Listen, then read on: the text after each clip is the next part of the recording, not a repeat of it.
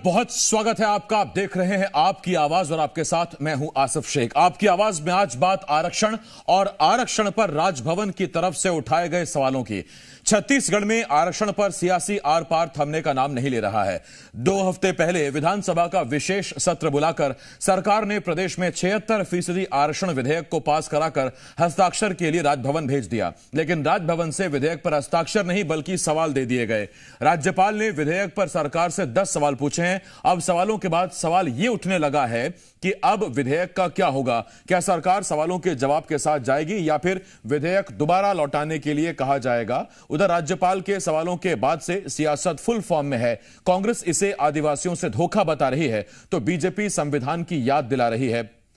कई सवाल हैं जिन पर हम बात करेंगे। एक खास पैनल भी हमारे साथ जुड़ रहा है और सबसे बड़ा सवाल तो अब यही है कि अब आरक्षण का होगा क्या। क्या सियासी फेर में यह आरक्षण फंस गया। हमारे साथ 2 खास मेहमान जुड़ रहे हैं। हमारे साथ नलिनीश ठोकने जी बीजेपी की तरफ से और कांग्रेस की तरफ से नितिन भंसाली जी हमें ज्वाइन कर रहे हैं। मैं आप दोनों का बहुत स्वागत करता हूं। नलिनीश जी और नितिन जी, आप सभी का स्वागत है। सबसे पहला सवाल नलिनीश जी आपसे, क्या संदेश गया है जब 10 सवाल पूछे गए राजभवन की तरफ से, क्योंकि कांग्रेस का सीधा आरोप यह है कि आरक्षण देने की मंशा नहीं है, आदिवासियों को आरक्षण से वंचित किया जा रहा है। कहा गया था हस्ताक्षर के लिए और आए हैं सवाल।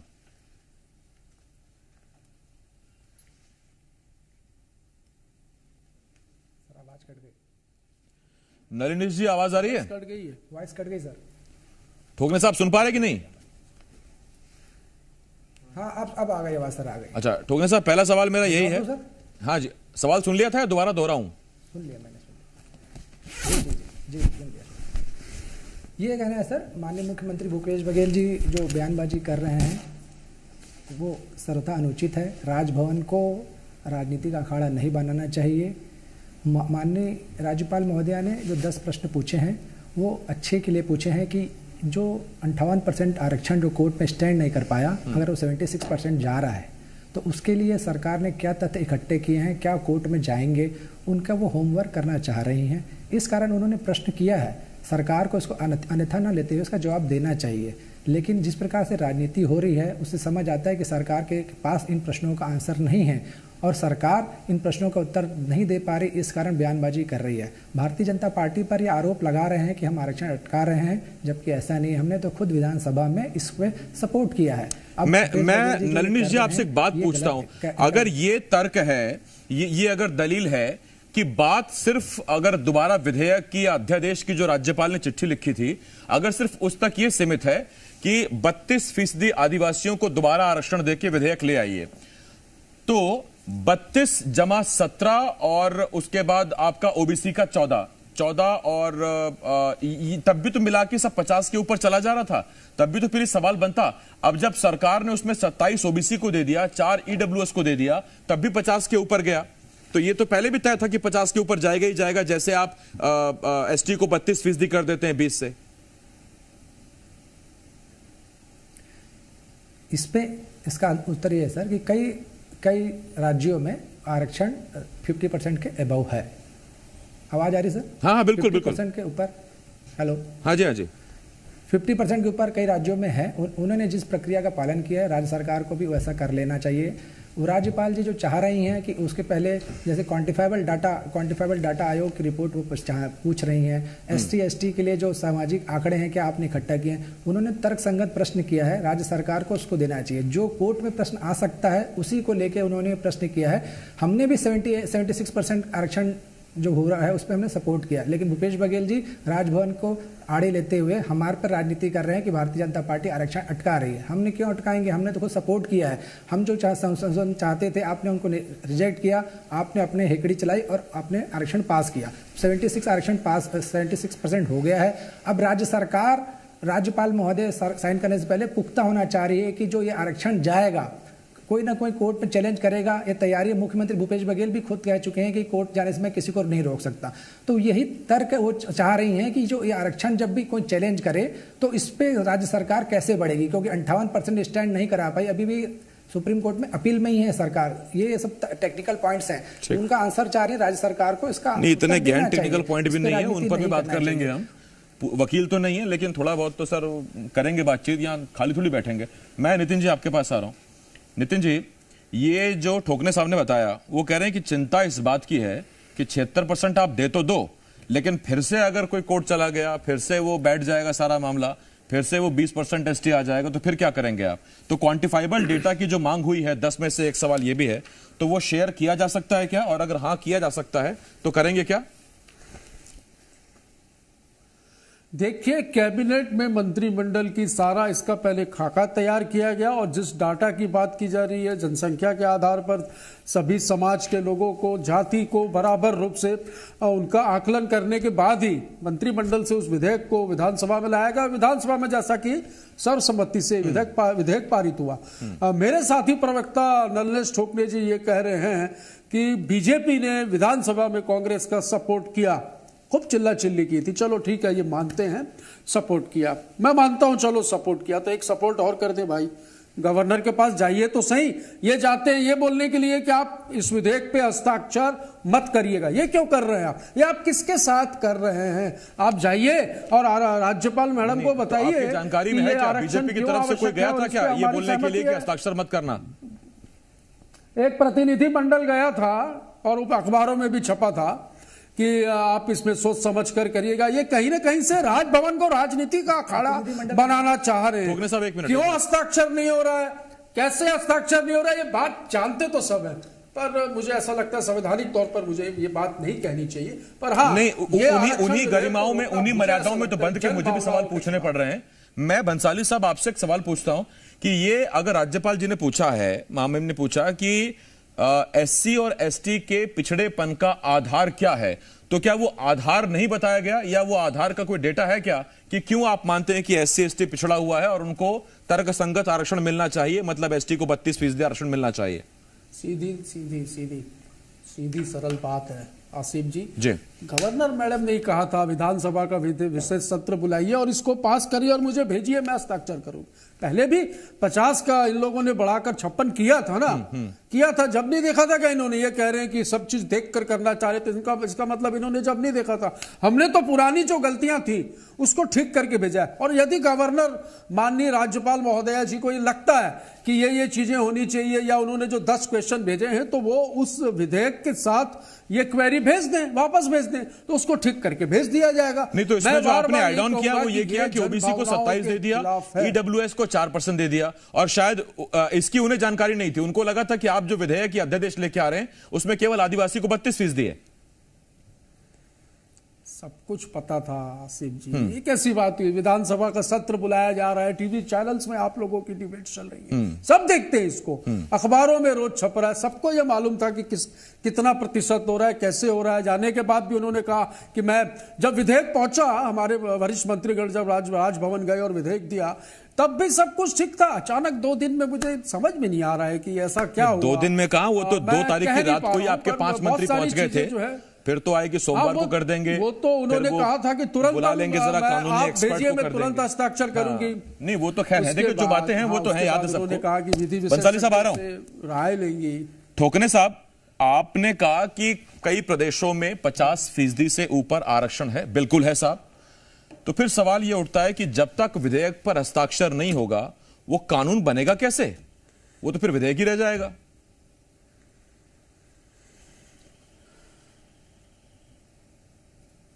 आसिफ, हाँ ठोकने साहब, आप ही सवाल है। मैं आधा प्रश्न सुना हूं, आधा प्रश्न के साथ मेरा सीधा पूरा प्रश्न सुन लीजिए सर, आधी बात कोई नहीं, पूरी बात होनी चाहिए। मेरा प्रश्न सीधा ही है। आप ही ने कहा कि कई राज्यों में 50% से ऊपर आरक्षण है, बिल्कुल है। जैसे उन्होंने अपने आप को सही ठहराया, अपने यहाँ की जनसंख्या का आधार बताया, जरूरत बताई, विशेष परिस्थितियां बताई, छत्तीसगढ़ सरकार भी बताएगी, लेकिन कम से कम विधेयक पर हस्ताक्षर होगा तभी तो कानून बनेगा, वरना विधेयक पर कौन सी जिरा, कौन सी बहस होगी? अच्छा, आपका प्रश्न मैं उसका आंसर दे देता हूं। आज की स्थिति में छत्तीसगढ़ में आरक्षण की स्थिति 0 है। हाँ, आवाज आ रही सर? हाँ, बिल्कुल। आज की स्थिति में छत्तीसगढ़ के आरक्षण की स्थिति 0 है। सभी भर्तियां रुकी हुई हैं, एडमिशंस रुके हुए हैं, सब पेंडिंग में हैं। कोई भी इस पे चैलेंज हो सकता है, कुछ भी नहीं हो रहा है भाई। गवर्नर हाउस, अरे भंसाली साहब एक मिनट रुकिए ना, ठीक है। आप इनकी मंशा, इनकी नीति पे खोट हमको दिखता है ना। इन्होंने ओबीसी विधायक लाया था, इन्हीं का एक कार्यकर्ता जो है वो चले गए, कोर्ट से स्टे ले आया, सरकार ने उनको राज्य मंत्री बनाया। समझिएगा, ओबीसी आरक्षण जो विधेयक, ये जो 41 याचिकाएं लगी थी आसिफ जी, उसमें आदेश आरएसएस के लोग खुलासा करता हूं, उसको ही बनाया गया, राज्य मंत्री बनाया गया। एसटी आरक्षण जिसके कारण कम हुआ है, केपी खांडे जी वो भी कोर्ट गए थे, उनको भी इन्होंने एससी आयोग का अध्यक्ष बनाया। अरे तो ये बात तो पहले भी सामने आ चुकी है साहब, ये कोई आप नया खुलासा कर रहे हो ऐसा तो है नहीं। मैं तो अब ये पूछ रहा हूं, आप जब चिंता कर रहे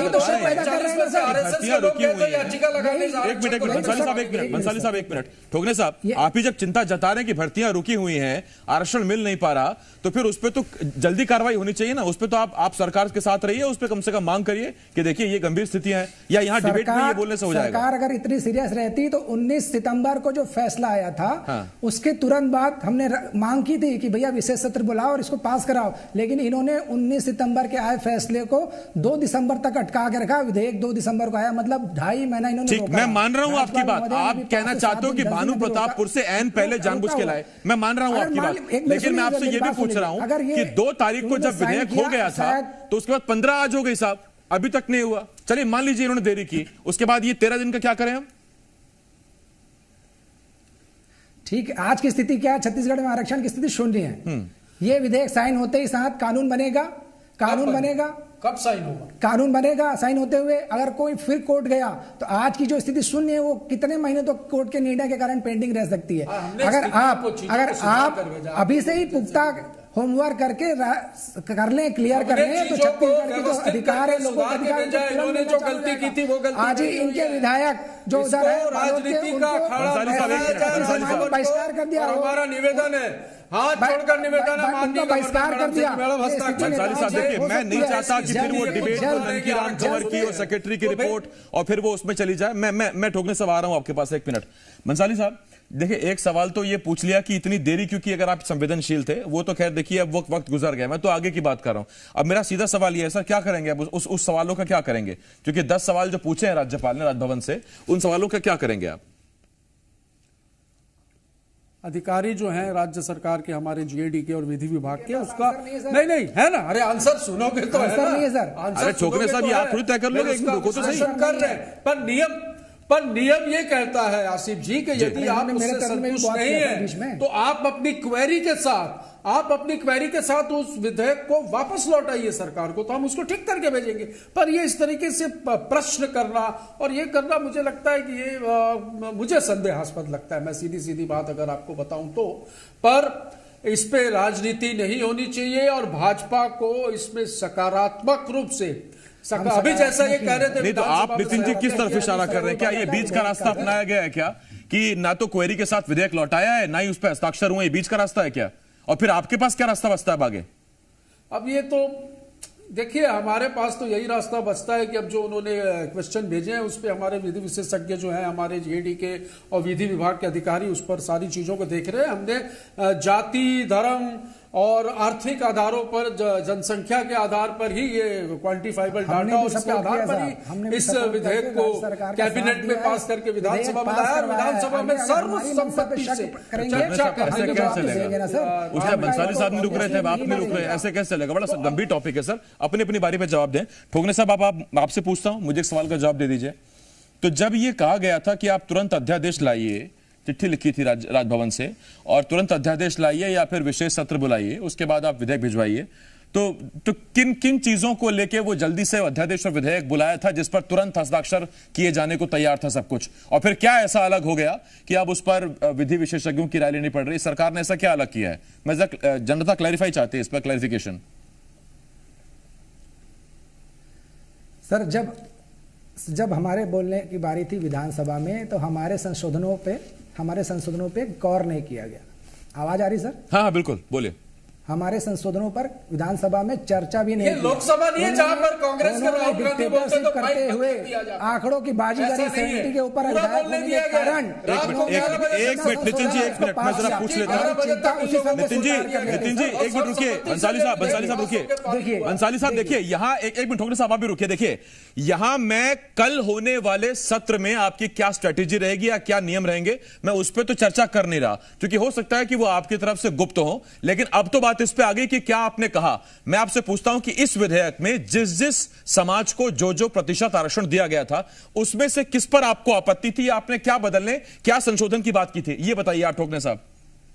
आज जनता सुन लेना आपने क्या कहा था सदन में। हमने कोई आप किसी के हमने हमारे दो विधायकों ने अपने प्रस्ताव लाए थे, एससी को हमने 13 से 16% के लिए करने के लिए कहा था, बस इस पे कहा था। हेलो, हाँ जी, हाँ जी। हम कम नहीं करना चाह रहे थे। इन्होंने जो बोला था चुनाव के समय में, इनके जब 2012 में हमने जब अपना ये विधेयक लाया था 58% का, तो इनके ही जो मनिहार मैडम थी जो विधायिका थी, वो वाद प्रस्तुत की थी कि 13 से 16% किया जाए। तो उस समय इन्होंने कहा था कि हमारी सरकार आएगी हम करेंगे। तो हमारे तरफ से यही संशोधन था कि जब आपने कहा है तो इसको भी करिए ना। आप इसमें भी आप क्यों बदल रहे हैं, स्टैंड क्यों बदल रहे हैं? जब आप वाद प्रस्तुत किए थे तब आपने बोला था कि 13 से 16 किया जाए, और जब सरकार और करने की बारी आई तो आप 12 से 16 करना था, आपने सिर्फ 1% बढ़ाया। इसके पीछे के क्या आधार था? अब आप कह रहे हैं कि 13 से 16 कर दो, इसके पीछे का क्या आधार था? और अगर इतना मजबूत आधार था तो आप सरकार जा रही है तो आप पास करवाइए ना, साथ में लगिए, बोलिए कि हाँ जरूरी हो रहा है। आप इतनी चिंता जता रहे हैं। उनका सरकार को उनका वादा याद दिला रहे थे सर। जब ये विपक्ष में रहते हैं तो कहते कुछ और थे, जब सरकार में आते हैं तो करते कुछ और। यही तो कथनी और करनी में अंतर है। इसलिए राज्यपाल महोदय समझ रही है कि 58% आरक्षण ये स्टैंड नहीं करा पाए, भंसाली सर, अगर राजभवन ये चिंता जता रहा है कि दोबारा विधेयक ये कानून को अगर हस्ताक्षर कर भी दें, वो कोई कोर्ट में चुनौती ना दे दे और फिर से वही शून्य की स्थिति हो जाए, फिर भर्तियां रुक जाएं या फिर से वो आरक्षण रुक जाए, तो फिर क्या करेंगे? तो अगर एक चिंता जताई गई है तो इस पर क्यों नहीं उनको पता होना चाहिए कि अगर आपने एसटी का आरक्षण 20 से 32 बढ़ाया तो क्या उसकी जरूरत है, या आपने अगर ईडब्ल्यूएस को 4% दिया है तो 4 ही क्यों दिया, उसकी क्या जरूरत है? ये क्यों नहीं पता होना चाहिए उन्हें? सभी वर्गों को, धर्मों को, जातियों को, आर्थिक आधारों को सोच विचार करके आरक्षण का जो ये बिल प्रस्तुत किया गया और बाद में विधानसभा से पारित कर भेजा गया है। नींव कमजोर थी भारतीय जनता पार्टी की 2012 में, और कमजोर नींव पर जो भी मकान या बिल्डिंग खड़ी होती वो ध्वस्त होती है। मजबूत नींव बनाई है और मुझे पूरी उम्मीद है कि आरक्षण लागू होगा। हम तो आपके चैनल में फिर हाथ जोड़कर गवर्नर मैडम से रिक्वेस्ट करते हैं कि मैडम प्लीज आप इस पर हस्ताक्षर कर दीजिए, और भारतीय जनता पार्टी से निवेदन करते हैं कि आप यदि ये कहते हैं कि आपने विधानसभा में सहयोग किया है तो आप जाइए और आप भी गवर्नर मैडम के पास दरखास्त लगाइए और कहिए कि भाई आप इस विषय में जो है जाइए क्या होता है, साथ में बोलिए ना, साथ में चलिए, और जो प्रदेश साथ में आगे बढ़ेंगे तो जनता का भला होगा। अब वो अलग जाएंगे, आप अलग जाएंगे, ऐसा क्यों? साथ में भी तो जा सकते हैं, दिक्कत कहां उसमें आ रही है? बंसाली जी, ठोकरे साहब आपस में बात कर लो, आप क्या दिक्कत है? तैयार है, आ जाएंगे। हाँ चलो जाओ, ठोकरे साहब ये सही है, चाहिए संवैधानिक प्रमुख है, अगर वो कुछ पूछना चाह रही है तो नहीं, वो सवालों की बात ठीक है, लेकिन आप अपनी बात भी तो रख सकते हो ना, तो उसमें कोई दिक्कत नहीं। मुझे नहीं लगता कि राज्यपाल जी आपकी बात नहीं सुनेंगे, जरूर सुनेंगे, तो मिलकर निकालिए उसका कुछ हल जितनी जल्दी हो सके, क्योंकि चिंता आपकी वाजिब है कि भर्तियां रुकी हुई हैं। बहुत धन्यवाद नितिन जी आपका, ठोकरे साहब आपका भी बहुत शुक्रिया हमारे साथ जुड़ने के लिए। लेकिन हाँ देखिए, इस चर्चा से एक नई चीज निकल के आई। अब बीजेपी दरअसल ये बताने की भी कोशिश कर रही है कि जब विशेष सत्र में जब विधेयक पर चर्चा हो रही थी तो उस वक्त बीजेपी की मांग थी कि 13 से 16% कर दो एससी को, यानी कि 3% बढ़ा दो। अब जाहिर बात है कि देखिए 58 पे जो आपत्ति थी वही आपत्ति 76 पे होगी, इंदिरा साहनी वाले मामले के आधार पर कि भाई 50% से ऊपर आरक्षण नहीं देना है। तो ऐसे में 13 का 16 क्या, 13 का 20 मांग लीजिए आप। जब होना नहीं तो फिर होना ही नहीं है, और जब अगर होना है तो उसके राजभवन ने कुछ सवाल पूछे। अब यही देखना है कि इन सवालों का जवाब सरकार कब और कैसे देती है और हस्ताक्षर होते कब हैं, क्योंकि विधेयक से आरक्षण नहीं मिलेगा, कानून से मिलेगा, और जब प्रक्रिया आगे बढ़ेगी तब मिलेगा। एक छोटे से ब्रेक के लिए हमें रुकना होगा। ब्रेक के उस पार तमाम बड़ी खबरें जल्द लौट रहे, कहीं मत जाइएगा।